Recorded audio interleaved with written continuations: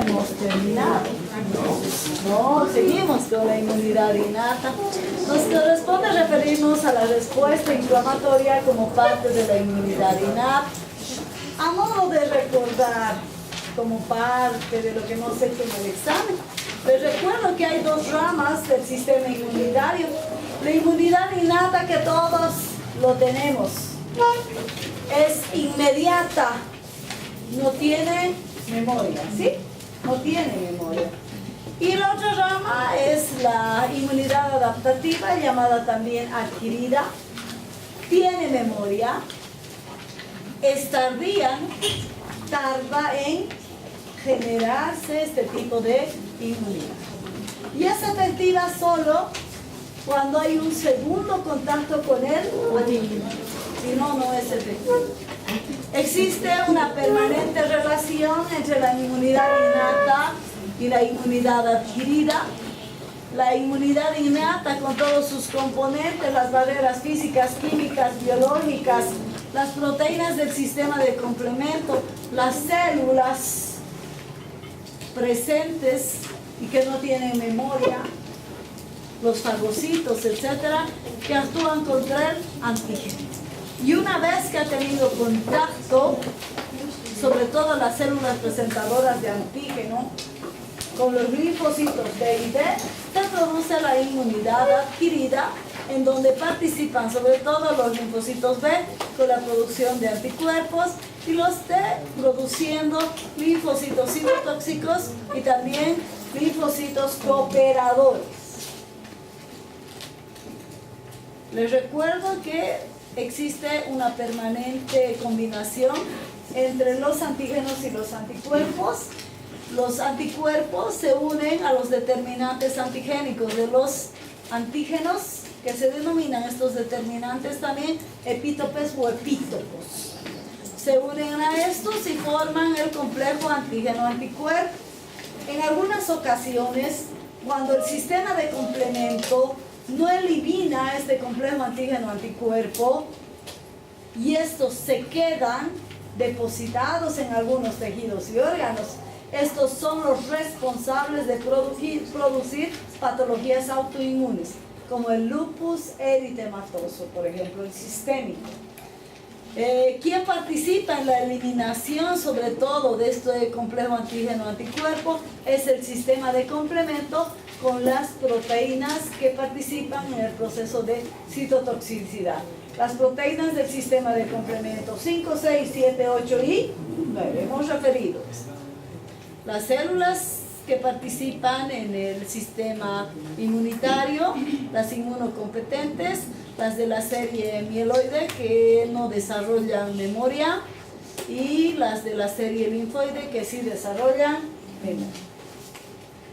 Hemos visto sus características de estas células. Además, recordar que existen unas sustancias químicas que intervienen en la defensa del organismo. Por ejemplo, el complejo mayor de histocompatibilidad tipo 1, tipo 2. Hemos visto sus características, hemos visto quiénes reconocen estos complejos. Nos hemos referido también un poquito a los receptores proteicos específicos de la superficie de células, conocidas como CD o Cluster of Differentiation. Existen mensajeros de la inmunidad que son intermediarios en el sistema inmunológico. Por ejemplo, hemos referido a las citoquinas. Existen los anticuerpos, existen las proteínas del sistema de complemento. Todo esto hemos referido, nos hemos referido a los mensajeros del sistema inmunológico, las citoquinas, hemos referido a las interleuquinas, las quimiosinas, los interferones, todo esto. Nos vamos a referir ahora a la respuesta inflamatoria como parte de la inmunidad innata. ¿De dónde proviene el término inflamatorio? Del latín inflamatio. Inflamatio en latín significa encender fuego. Sabemos nosotros que cuando hay un proceso inflamatorio aumenta la temperatura en esa región y de ahí proviene este nombre. El proceso inflamatorio es la respuesta inespecífica frente a la agresión del medio. Solo se produce en tejidos conectivos vascularizados. Tomen en cuenta esto, por favor. Si un tejido no es vascularizado, no se produce el proceso inflamatorio. Por eso remarquen esto, por favor. Solo ocurre en tejidos conectivos vascularizados. Y surge como una respuesta para tratar de eliminar al agente patógeno o al agente que está agrediendo nuestro organismo. Sirve para esto y también sirve para reparar el tejido u órgano dañado en lo posible. Se considera un mecanismo de la inmunidad innata, proceso inflamatorio, y es estereotipado. Es estereotipado porque no solo participa el sistema inmunológico, también participa el sistema nervioso cuando el proceso inflamatorio progresa. Vamos a referirnos a esto. Aquí tenemos la definición, como está en la mayoría de los libros. El proceso inflamatorio es la respuesta de un organismo vivo ante una agresión causada por un agente extraño. El agente puede ser físico, químico o biológico. En el caso de, sobre todo, de agresión de bacterias, virus, hongos, parásitos, es un agente biológico. Pero también puede producirse por un golpe. Cuando recibimos un golpe fuerte, se altera la membrana de las células, se tornan diferentes. Entonces ahí también se inicia el proceso inflamatorio. La inflamación, aquí tenemos otra definición, como que es una reacción que se desencadena como parte de nuestro organismo para tratar de eliminar el patógeno. En ese lugar se produce un hinchazón, ¿sí? Este se vuelve rojo y si no se controla el proceso inflamatorio, duele y se inutiliza esa porción, y si pasa más tiempo, si se torna agudo, se necrosa, porque en ese lugar los leucocitos, los polimorfos nucleares, los neutrófilos, no han tenido la capacidad de controlar esto junto con los otros agentes químicos, entonces tiende a necrosarse. Entonces, como está acá, es una reacción en la que se produce una inflamación por enrojecimiento, aumento de volumen, si no se controla hay dolor, sensación de calor y luego trastornos funcionales, provocado por sustancias químicas irritantes, un golpe fuerte, agentes biológicos. Y cuando es producida por bacterias, suele manifestarse en ese lugar donde están las bacterias. La inflamación está explicada por medio de 5 signos. Estos 5 signos son: el primero, tumefacción. Se da tumefacción porque el agente agresor, al localizarse en ese lugar, causa edema porque hay un aumento del líquido intersticial. ¿Qué sucede para que se dé esto? La histamina es la responsable de que en ese lugar se produzca vasodilatación. Por la vasodilatación aumenta el líquido intersticial y se produce el edema, se hincha. Es el primer signo. El segundo signo es el rubor. Se enrojece la zona, aumenta el proceso de vasodilatación. No es poco ni moderado, sino que aumenta en forma masiva por la mayor cantidad de histamina presente en el lugar donde se está produciendo la inflamación. Entonces es el segundo signo, el rubor. Luego del rubor se produce calor, aumenta la temperatura en el lugar. Esto se da debido a que las células de defensa, como los neutrófilos y el resto de las células del sistema inmune innato, van al lugar a defender, van a destruir, a tratar de destruir a ese agente infeccioso. Entonces, aumenta el metabolismo en el lugar, mayor consumo de oxígeno, y por el mayor consumo de oxígeno aumenta la temperatura. O sea, se vuelve caliente, más caliente.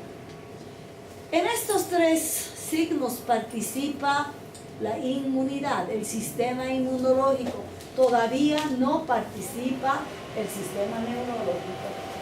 A estos 3 signos se denomina como inflamación humoral o inflamación inmunológica. Si no se controla, cuando ha aumentado la temperatura, se produce luego el dolor. Ya participa el sistema nervioso. ¿Qué sucede? Se activan los nociceptores como las prostaglandinas. Se producen prostaglandinas y se produce la tetrada de Celsius porque ya se produce el dolor. Si no se controla el proceso inflamatorio cuando hay dolor, se produce el quinto signo, que es la pérdida o disminución de la función. Esas células, esos tejidos de esa zona ya no tienen la misma función, disminuyen en su función, y si continúa el proceso, la inflamación es aguda, se vuelve crónica y se produce la necrosis. Son los 5 signos de la inflamación.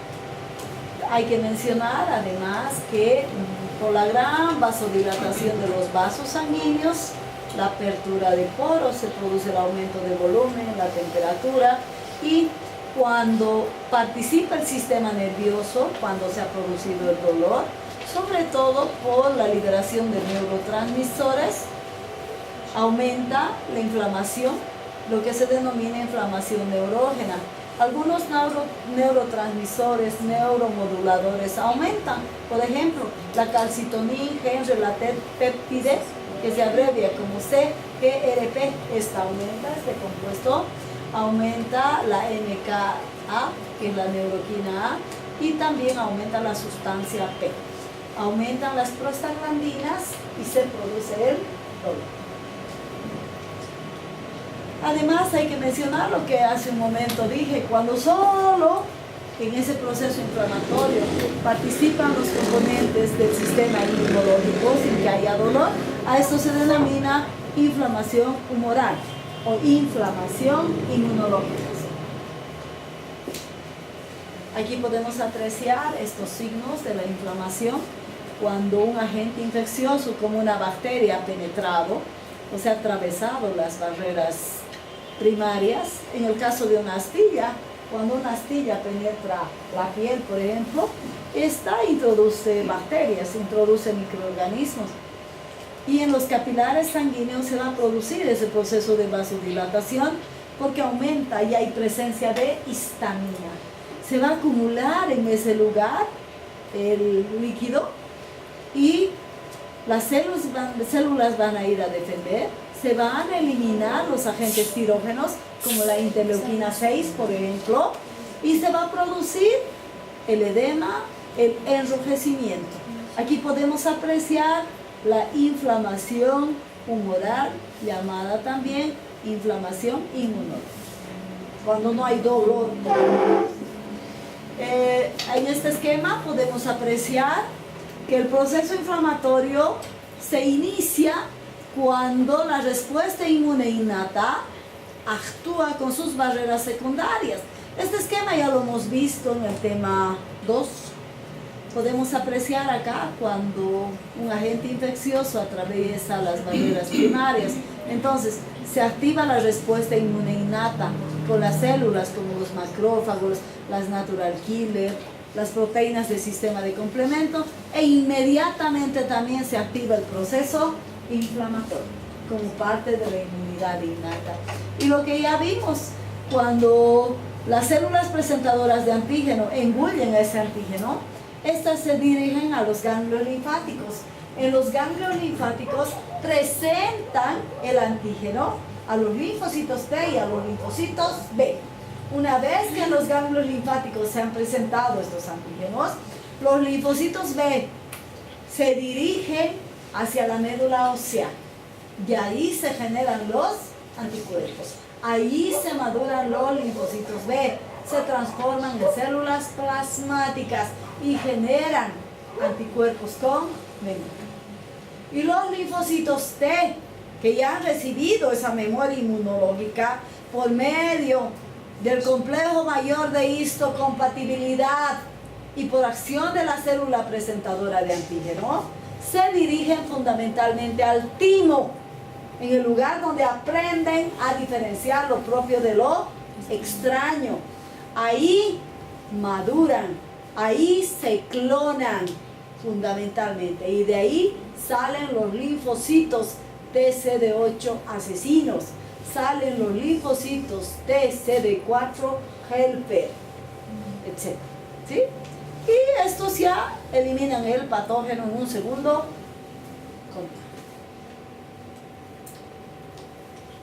La respuesta inflamatoria se da en una primera reacción durante más o menos las 12 a 24 horas. No podemos decir exactamente 12 horas o 15 horas, ¿no? Hay un periodo de persona a persona. Hay personas que tienen su sistema inmunológico bastante reforzado, consolidado. En ellos, digamos, el proceso inmunológico se da en un tiempo más prolongado porque el organismo evita los daños. En algunos puede darse, reitero, la primera reacción, no es que dure la inflamación este tiempo, la primera reacción de inflamación se da en un tiempo de 12 a 24 horas. Y hay que mencionar que en la respuesta inflamatoria, como ya dije en las anteriores diapositivas, se da una serie de reacciones en donde participan las células, las moléculas del sistema inmunitario que van a ese lugar a defender al organismo contra esos agentes patógenos. Aumenta el aporte sanguíneo, aumenta la permeabilidad vascular y se produce una migración transendotelial, sobre todo de los neutrófilos. Son los primeros que van a la defensa y el resto de los leucocitos también. Por ejemplo, irán los macrófagos, eosinófilos, todos ellos van a dirigirse a ese foco inflamatorio. Podemos apreciar, bueno, está muy chiquitito acá, pero la triada inflamatoria, cuando se da un proceso inflamatorio, cuando hay la agresión, aquí podemos apreciar, entonces se produce la vasodilatación. Como dije hace un momento, se da por la presencia de la histamina. Esta es la que inicia el proceso inflamatorio. Los vasos se dilatan. Por la dilatación de los vasos hay una infiltración celular. Aparecen los mediadores de la inmunidad, los mediadores químicos, como por ejemplo la interleuquina 1, la interleuquina 6, el factor de necrosis tumoral, las proteínas del sistema de complemento, que son las anafilotoxinas. Se produce una diapedesis de los neutrófilos. Estos van al lugar a defender y hay un aumento de la permeabilidad vascular. A esto se denomina la triada de Celso en clínica, cuando no hay dolor. Cuando no hay dolor. Hasta ahí solo hay una inflamación humoral. ¿Es como una espina? Puede ser una espina, puede ser un agente bacteriano que ha penetrado a tu organismo, puede ser un golpe, golpe muy fuerte. Pero ahí hay dolor. Ah, con el golpe lógico. Pero es por el golpe. No, después se sigue doliendo. Ya. ¿Por qué duele? Porque ya ha implicado el sistema nervioso. Ah, sí. Cuando no ha implicado el sistema nervioso no hay dolor todavía. Hasta parece desapercibido, medio hinchado. ¿Qué será? Uno ni cuenta se da, ¿no?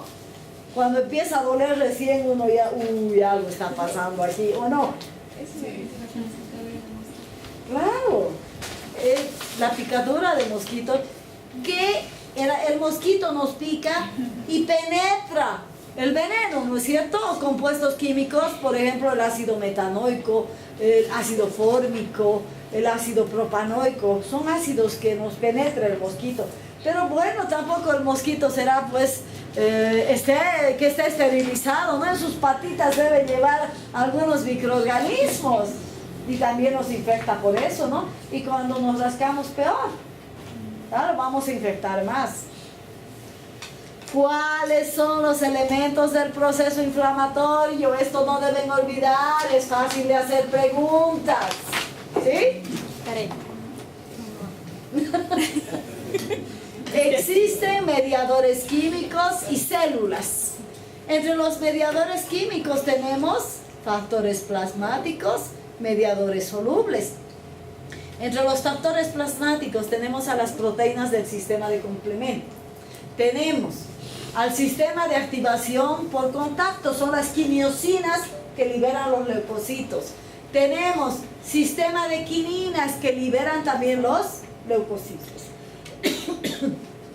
Tenemos mediadores solubles que participan, prostaglandinas, tromboxanos, leucotrienos. Tenemos el factor agregador de plaquetas que intenta, si ha habido un pequeño orificio, de tapar inmediatamente ese orificio. El óxido nítrico, la histamina, las citoquinas como la interleuquina 1, interleuquina 6, el factor de necrosis tumoral alfa.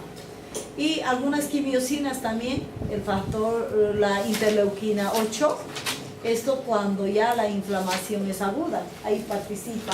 Doctora, ¿qué hace el óxido nítrico? El óxido nítrico es un compuesto que tiene función como antiséptico, tratando de destruir a la bacteria o al microorganismo. Interleuquina 8 y los conocidos como RANTES, aquellos compuestos que aceleran el proceso inflamatorio en un proceso agudo. En el sistema celular tenemos las células de la primera línea de defensa y de segunda línea de defensa. Los de primera línea de defensa, los primeros siempre son los neutrófilos. ¿Cuánto de neutrófilos tenemos? 70%. Alguien ha contestado 80, casi me desmayo cuando he visto 80. He dicho, qué barbaridad, ¿qué ha pasado? 70, ¿no? En una fórmula leucocitaria. Son los primeros los neutrófilos, seguidos de eosinófilos, basófilos, mastocitos. No hay que olvidar nunca que los basófilos y mastocitos son los que liberan la histamina. Los de segunda línea de defensa, monocitos, macrófagos, otras células también participan, los fibroblastos, las plaquetas, tratando de reparar el daño. En este esquema podemos apreciar la respuesta inflamatoria aguda y también la inicial. Cuando hay un foco infeccioso, ha logrado penetrar, entonces, lo primero que se activa son las proteínas del sistema de complemento.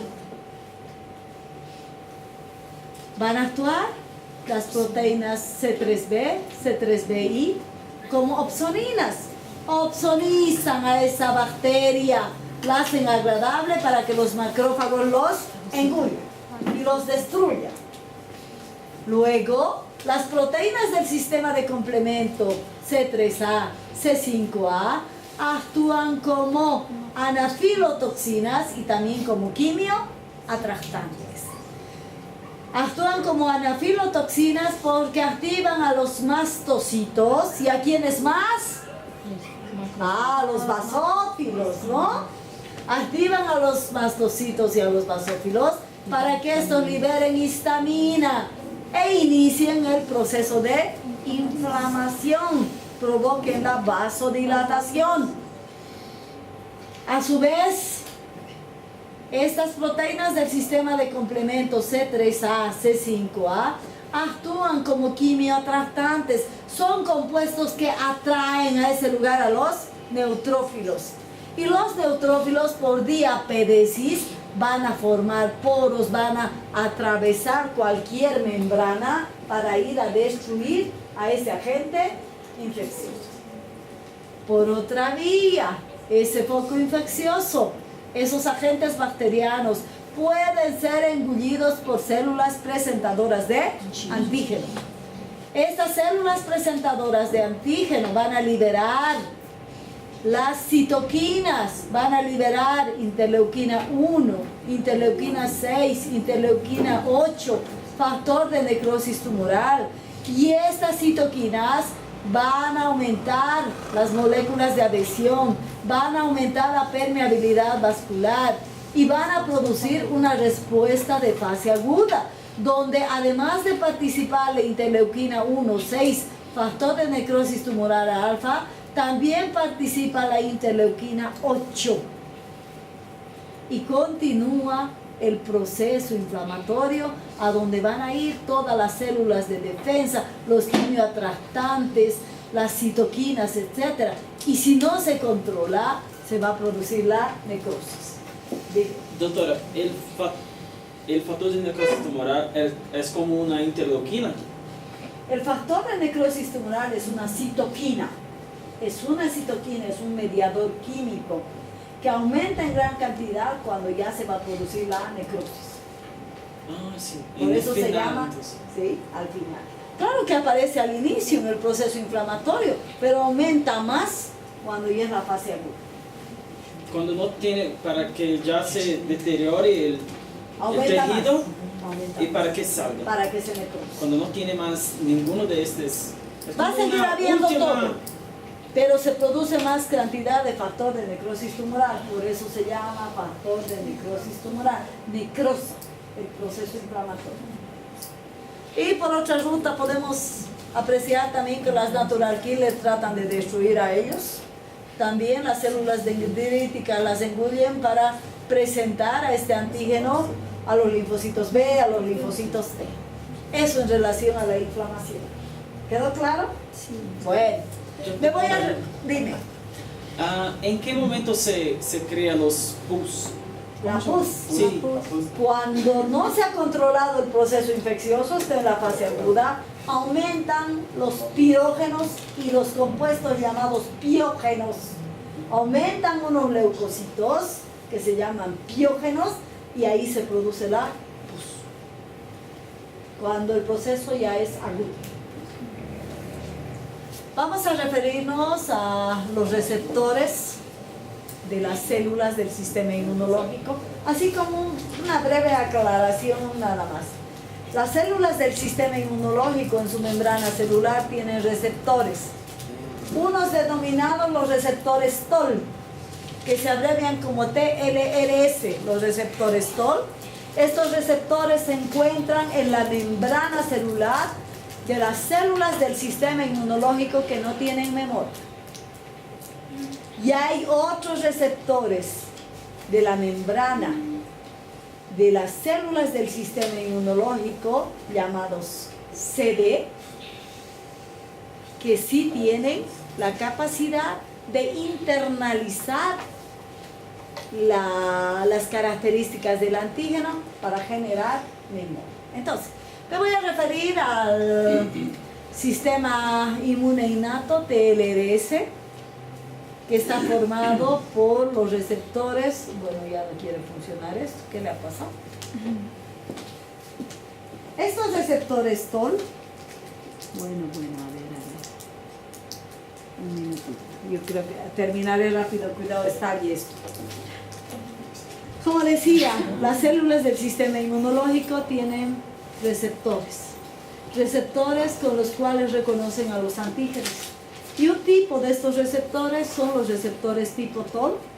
Son proteínas que están en la parte externa de las células del sistema inmune innato, en esas células.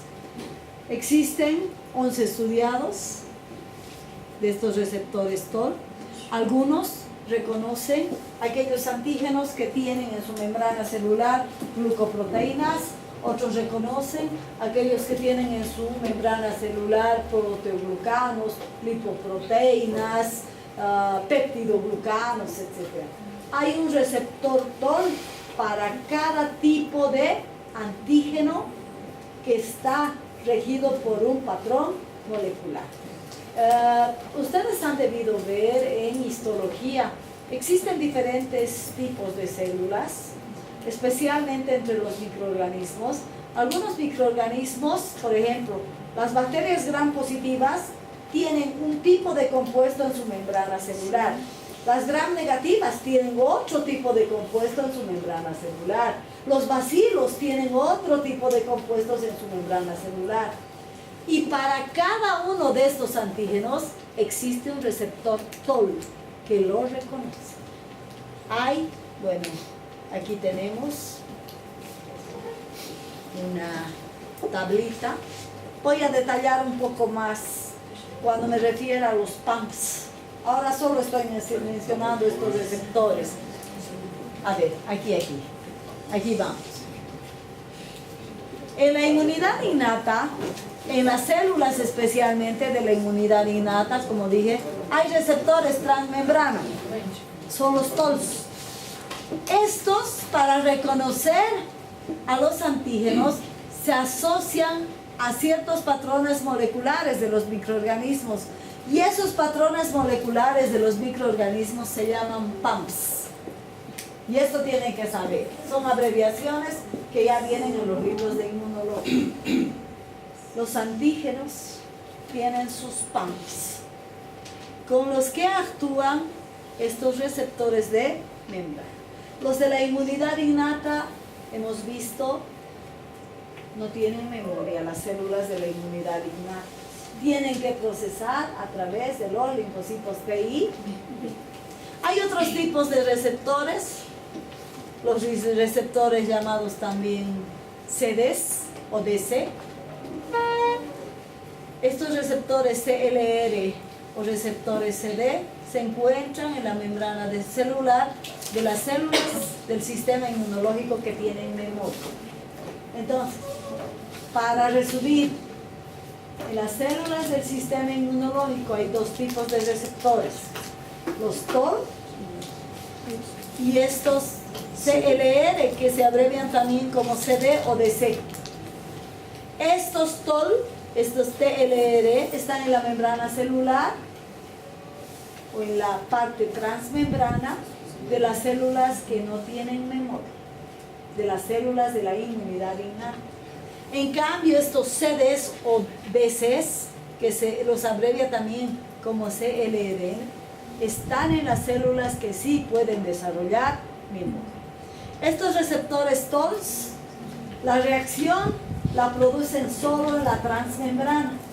En cambio, estos receptores DC o CLR internalizan ese proceso del antígeno para la adquisición de memoria. Entonces, dos tipos de receptores. En las células sin memoria, estos, y con las memorias, estos. Estos no internalizan ese procesamiento del reconocimiento del antígeno, y estas sí internalizan para que las células adquieran memoria contra ese antígeno. Es el tema. Voy a referir en detalle cuando veamos los PAMPs. Voy a ver una partecita de los